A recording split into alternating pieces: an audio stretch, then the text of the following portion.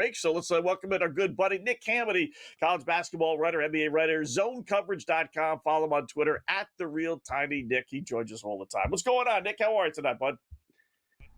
I'm doing well, other than watching this Wolves game. It's been a pretty rough first half for the Minnesota Timberwolves in OKC. Yeah, I see that halftime. I'm not sure if I'm surprised that it's a 10-point lead. Then probably not, but more so it's 49-39 in an NBA game in 2025 at the half. Are we getting defense or bad shooting, or both? Yeah, I've been watching with a little bit more of a direct eye on the Timberwolves here. It's bad shooting. It's not. They're not. The Timberwolves need a point guard right now more than ever, and it's gotten to the point now where it seems a little out of sync. We've seen them blow 2 leads of 10 points in the final 2 minutes in their last 2 games leading up to tonight. I didn't expect them to score in the 30s or even hold OKC into the 40s in the first half tonight, but it's been a game controlled by OKC. Poor shooting by the Timberwolves, not getting open shots, very physical defense by OKC. I don't expect the Timberwolves to make a second half comeback until they figure out some stuff with the point guard position. Do you want John Morant, Nick? There's talk of Ball, right? Of Charlotte. I'm a Raptor fan, and there was like the media. Oh, would you want LaMelo Ball on the Raptors? I'm like, why would you want LaMelo Ball on the Raptors? Like, no, God, no. But no. John Morant is often linked in a minute because you follow the T-Wolves. It looks like they're, they need a jolt, a change. This roster, you know what I mean? Like, you hear this a lot. John Morant, the 2 teams you hear the most, the Sacramento Kings and the Minnesota Timberwolves. Yeah, that's the toughest part about being the Timberwolves right now because the pieces that you have to be able to move, you can't move Anthony Edwards, obviously. Jaden McDaniels looks like a no-touch guy. But you got Julius Randle and Rudy Gobert. Rudy Gobert's a guy that not too many teams probably are going to give up much for. And then looking at the point guard position from other teams, I don't mean to say straight head cases, but I don't want John Morant. I don't want Ball on my team. I don't think they're winning players, and that's the toughest part right now. If you're going to give up a star for a point guard, what are you going to get in return? Dame's pretty much done now. He's injured. He's done for the season this year.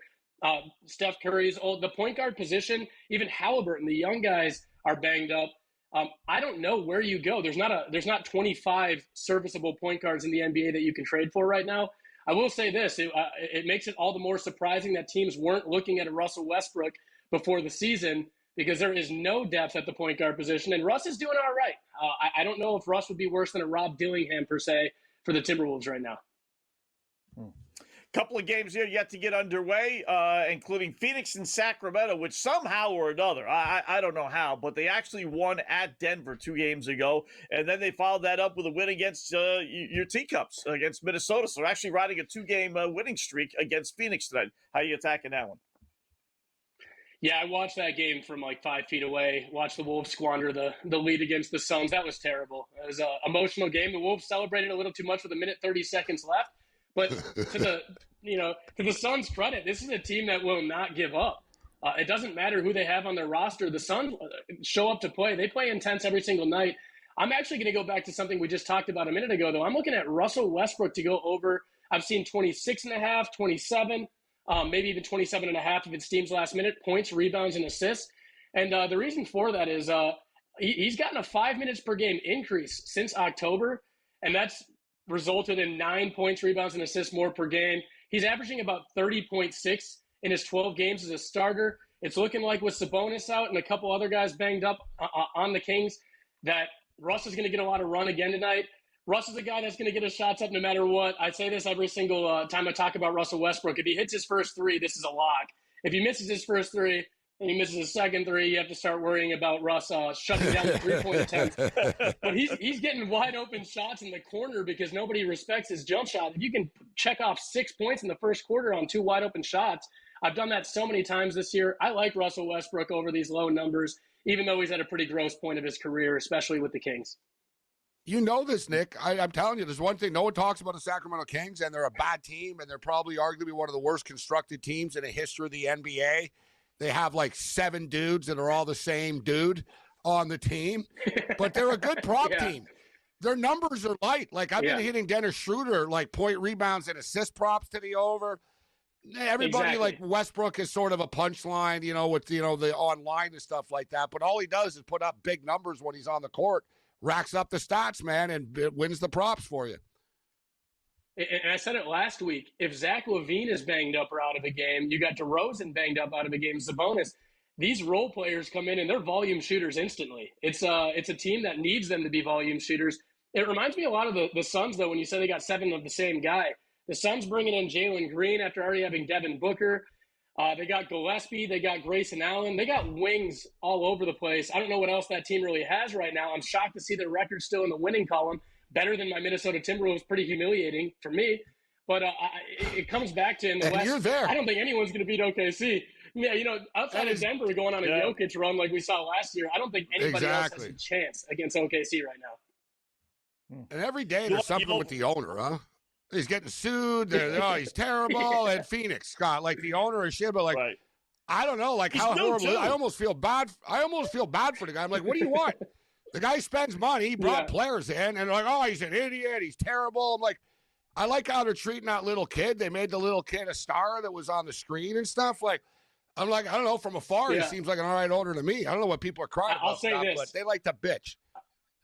I will say this: Ishbia put a fake bid on the Minnesota Twins. He pulled out. It affected the Twins. We are stuck with the poll ads now. I'm not a big fan of Ishbia for that reason. I think he's trying to find the Chicago White Sox. I laughed pretty hard when I saw this story come out because I don't know how you can – he brought in Kevin Durant and spent a bunch of money. I don't know about a money laundry or whatever they're saying, that he's operating this as like a business, whatever it might – every team's a business. How many teams in the league, go off of ratings more than they do trying to win games? I think he did the right thing trying to bring in Durant. He just got rid of the whole entire Suns core, which is what I don't want the Wolves to do right now in a panic. You guys got Alex Rodriguez. So how about college basketball? Do we not just bet automatic overs? Alabama taking on Maryland in the in one of the festivals out in Las Vegas? Yeah, Alabama, a team that likes to play fast. I'm taking a peek at their team total over 89.5. Alabama has already played 4 opponents this season with top 10, 15 KenPom rankings. They've had the country's toughest schedule so far, but they're still 11th in scoring and 7th in adjusted offensive efficiency. Early in the season, you see a lot of teams beat up on bad teams to run up these statistics. To be top 10 against the opponents that they've had, they're going well over tonight. I saw 89.5. I expect that to go up, and that's simply it. I trust Alabama to get it done. Maryland is 267th in three-point percentage defense and allowing the 15th most points via the 3 in the country. If Alabama's threes are dropping, they're unstoppable. They're going to go over 90 points, play into the hundreds most likely. Kansas just beat Tennessee. They came back and beat them. Wow. Big win for the Jayhawks. Never sleep on Bill Self. Never sleep on Bill Self. Wow, you beat Houston one day, you lose to Kansas. That's a heck of a back-to-back. I know you got a couple of NFL plays for tomorrow as well, right? Yeah. I'll start off with my Dallas Cowboys. I'm taking a peek at CeeDee Lamb to go over 6.5 receptions. I think the Chiefs' defense has been good against the pass this season. I don't really care. The Cowboys are going to have to throw to win this game. This is a bounce-back spot for CeeDee Lamb, who had the most drops he's had in his entire career. Everyone's talking about George Pickens right now, who I won't say that George Pickens might not go over as well. I'm looking at Dak Prescott, but CeeDee Lamb's number too low for me. I like him to go over receptions and yards in a bounce-back spot against a Chiefs team that they're going to have to throw against to win or play from behind and throw the ball against. The Cowboys offense too good for me to ignore. All right. And in 15 seconds, you like the Lions laying 2.5, right?